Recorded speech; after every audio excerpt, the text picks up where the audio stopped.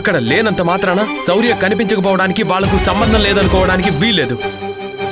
శౌర్య వాళ్ళ ఇంట్లో లేదంటున్నారు, సిద్ధార్థ్ అక్కడే ఉన్నాడంటున్నారు. సరే మరి ఏమైందిరా? ఎక్కడికి వెళ్ళుంటుంది శౌర్య?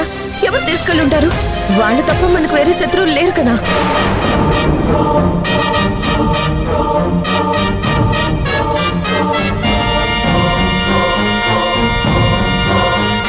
మనము రుద్రాణి గురించి ఆలోచిస్తూ తప్పు చేస్తున్నామేమో అనిపిస్తుంది బావా. మనమేమీ తప్పు చేయడం లేదు. ఖచ్చితంగా దీని వెనకాల ఆ రుద్రాణి హస్తం ఉండే ఉంటుంది.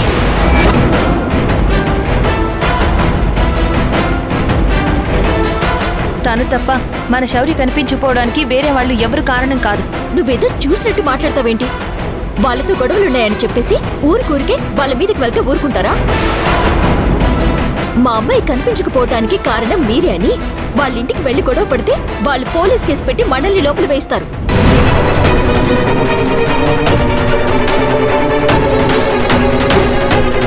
అంత ధైర్యం వాళ్ళకి లేదు.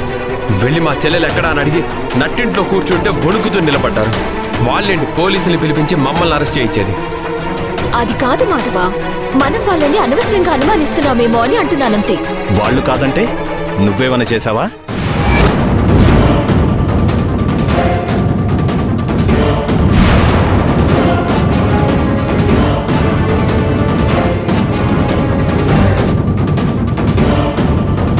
అదేంటి బాబా అలా అంటున్నావు? మరి అలాగే ఉంది.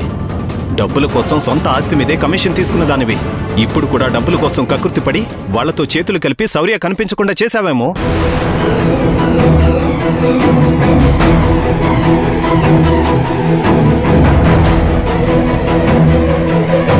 బావా నాకే సంబంధం బావా?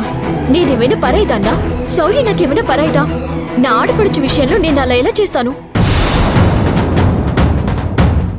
ఇంతకు ముందు కూడా ఇలా చేస్తాను అలా చేస్తానని చివరికి అంత చేసింది నువ్వే కదా.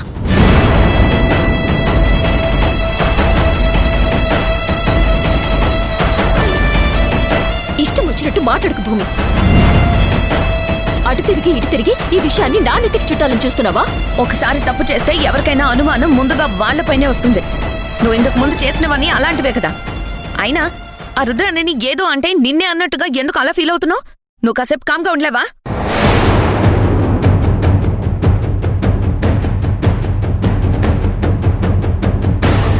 దాని సంగతి పక్కన పెట్టి ముందు బిడ్డ ఏమైందో చూడండి. అది కనిపించకుండా పోయి ఇంతసేపు అయింది. ఏమైందో ఎక్కడుందో నాకైతే భయం వేస్తోంది.